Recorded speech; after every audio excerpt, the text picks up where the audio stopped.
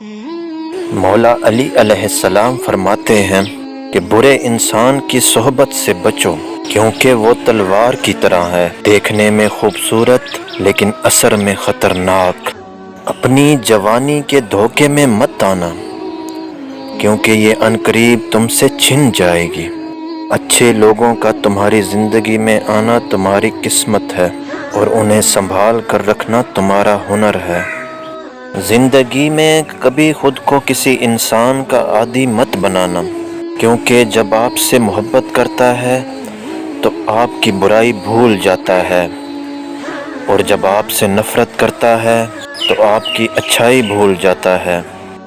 کسی جاہل کے سامنے عقل کی بات مت کرو، کیونکہ پہلے وہ بحث کرے گا اور اپنی ہار دیکھتے ہوئے آپ کا دشمن بن جائے گا۔ ہمیشہ چھوٹی چھوٹی غلطیوں سے بچنے کی کوشش کرو۔ انسان ٹھوکر چھوٹے پتھروں سے کھاتا ہے، نہ کہ پہاڑوں سے۔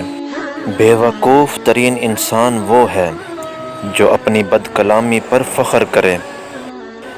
3 چیزیں ایمان کو تباہ کر دیتی ہیں: امیروں کی محفل، عورتوں کی صحبت اور جاہلوں سے بحث۔